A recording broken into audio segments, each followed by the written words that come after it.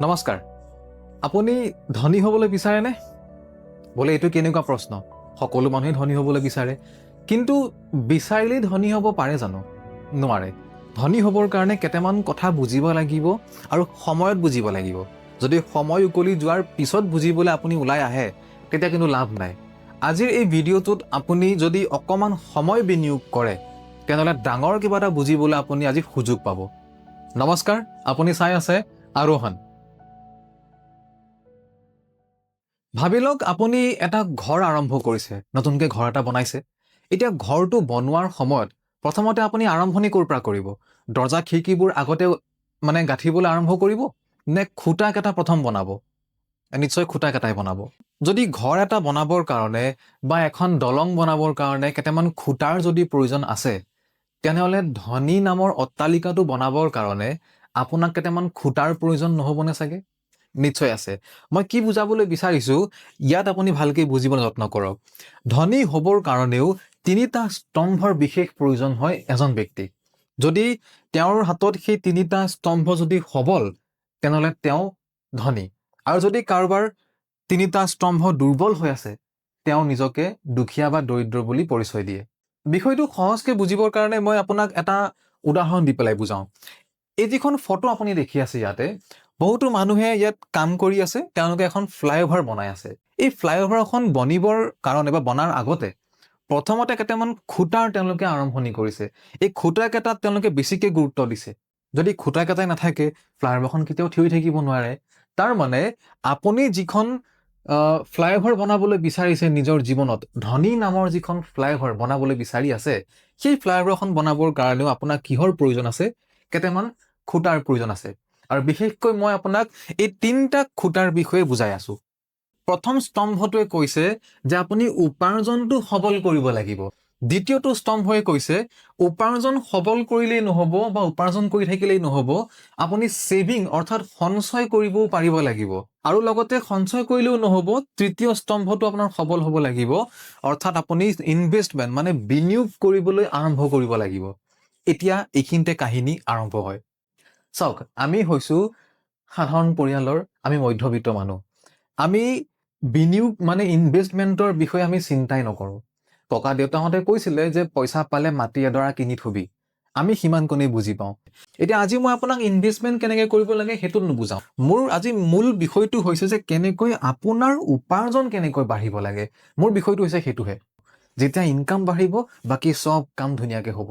Main সমস্যা লাগি আছে আমাৰ ইয়াতেই। যিটো উপাৰ্জন আপুনি বৰ্তমান কৰি আছে, সেইটো সবল উপাৰ্জন নে দুৰ্বল উপাৰ্জন? যদি কেৱল পাকঘৰটো চলি আছে, কেৱল পেটটো চলি আছে, আৰু যিকেইটা পইচা আপুনি পায় মাহেকৰ মূৰত, বাকী দোকানত দিওঁতে, বেমাৰ আজাৰত বাটোতে শেষ হৈ যায়গৈ, তো নিজলৈ নাথাকেগৈ, ছেভিং কৰিবলৈ আপোনাৰ নাথাকেই হাতত, তেনেহ'লে আপুনি কেনেকৈ ক'ব পাৰিব যে আপুনি এটা সবল উপাৰ্জন কৰি আছে বুলি?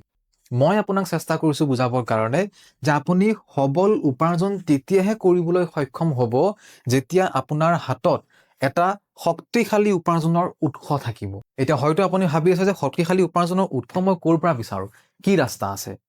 মই আপোনাক এটা ৰাস্তাৰ বিষয়ে জনাব বিচাৰিছোঁ, কিন্তু এই ৰাস্তাটোৰ বিষয়ে জনাওঁতে আপুনি হয়তো আচৰিত হ'ব পাৰে, আপোনাৰ মনলৈ হয়তো বিভিন্ন প্ৰশ্ন আহিবও পাৰে।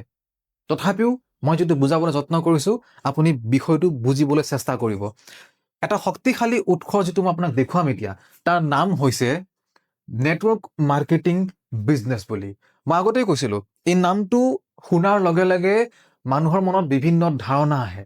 কিন্তু মই আপোনাক যিটো নেটৱৰ্ক মাৰ্কেটিং ব্যৱসায়ৰ বিষয়ে বুজাই আছোঁ বা জনাবলৈ চেষ্টা কৰিছোঁ, এইটো সেই ধৰণৰ কোম্পানীৰ কথা কোৱা নাই। কিন্তু মই য'ত আপুনি জইন কৰি দুটা মানুহ যে খেপিয়াই ফুৰিব লাগে, বিচাৰি ফুৰিব লাগে, দুটা মানুহ জইন নকৰালৈকে যে পইচাই নাহে, জইন কৰালেহে পইচা, এইবোৰ ধৰণৰ নেটৱৰ্ক মাৰ্কেটিং কোম্পানীৰ বিষয়ে মই কোৱা নাই আপোনাক। মই যোৱা 10টা বছৰৰ পৰা নিজেই জড়িত এই ব্যৱসায়ৰ লগত। মোৰ 10টা বছৰৰ অভিজ্ঞতাৰ পৰা আপোনাক মই কৈছোঁ, যদি আপুনি পইচা ঘটিবলৈ বিচাৰিছে সঁচাকৈ, তেনেহ'লে এই ব্যৱসায়টোক আপুনি অকণমান গুৰুত্ব দিয়া আৰম্ভ কৰক। এই ব্যৱসায়টোৰ বিষয়ে অলপমান বুজিবলৈ যত্ন কৰক। কোনে বুজাব, ক'ত বুজাব, চিন্তা নকৰিব। আমাৰ এই চেনেলটো আপুনি ছাবস্ক্ৰাইব কৰি লওক। ইয়াত মই যিমানখিনি পাৰোঁ আপোনাক নেটৱৰ্ক মাৰ্কেটিঙৰ তথ্যবোৰ দিয়া আৰম্ভ কৰিম। সঠিক নেটৱৰ্ক মাৰ্কেটিং ব্যৱসায়ত কেনেকৈ জড়িত হ'ব লাগে, কেনেকৈ তাৰ পৰা ইনকাম কৰিব পাৰি, এই গোটেই বিষয়খিনি আপোনাক মই তথ্যসহ আপোনাক দেখুৱাবলৈ আৰম্ভ কৰিম এই চেনেলটোত। আৰু এইখিনি বস্তু মই যোৱা 10টা বছৰ নিজেই প্ৰত্যক্ষ, মই নিজে দেখিছোঁ। ভাল বেয়া কোম্পানী গোটেইখিনি মই দেখিছোঁ। তাৰ পিছত গৈ পেলাই 10টা বছৰৰ পিছত আজি এই প্ৰথম ভিডিঅ'টো বনাই আছোঁ আপোনালোকৰ কাৰণে। যদি ভিডিঅ'টো সম্পূৰ্ণ চালে তেনেহ'লে শেষত মই এটা কথা আপোনাক অনুৰোধ কৰিছোঁ, কমেণ্ট ছেকশ্যনত কিবা এটা লিখক যে আপুনি আজি কি বুজি পালে, বা নেটৱৰ্ক মাৰ্কেটিং বিজনেছটোৰ বিষয়ে আপোনাৰ ধাৰণা কি। যদি আপুনি নেটৱৰ্ক মাৰ্কেটিঙক বেয়াও পায় সেইটোও লিখক, আৰু যদি নেটৱৰ্ক মাৰ্কেটিঙৰ বিষয়ে জানিবলৈ বিচাৰিছে সেইটোও লিখক। কোনোবাই এই কামটোক বেয়া পাওঁ বুলি এগালমান কিবা লিখি দিলেই এই কামটো বেয়া হৈ নাযায়। সেইকাৰণে মই কৈছোঁ, আপুনি যি ভাবি আছে এই বিজনেছটোৰ বিষয়ে লিখা আৰম্ভ কৰক। যদি আপুনি এই ব্যৱসায়টোক গালি পাৰিবলৈও বিচাৰে লিখি দিয়ক। কিয় জানেনে? কাৰণ আপুনি গালি পাৰিলেও নেটৱৰ্ক মাৰ্কেটিঙৰ একোৱেই নাযায়। কাৰণ আপুনি গালি সেই কোম্পানীবিলাককহে পাৰি আছে যিবিলাকে আপোনাক হয়তো ঠগি পেলাই গুচি গ'ল। আৰু মই কোনটো বুজাই আছোঁ, যিটো কোম্পানী আপোনাক ঠগাৰটো প্ৰশ্নই নাহে, আপোনাক বহুতখিনি দিবহে পাৰে, মই সেইটোৰ বিষয়ে বুজাবলৈ যত্ন কৰি আছোঁ। তো এই দুইটা কোম্পানীৰ মাজত পাৰ্থক্য যদি জানিবলৈ বিচাৰিছে সেইটো কমেণ্ট ছেকশ্যনত লিখক, আৰু ভিডিঅ'টো শ্বেয়াৰ কৰিবলৈ নাপাহৰিব, অকণমান পাৰিলে লাইক কৰি দিব। ধন্যবাদ। আকৌ লগ পাম আমাৰ নেক্সট ভিডিঅ'ত।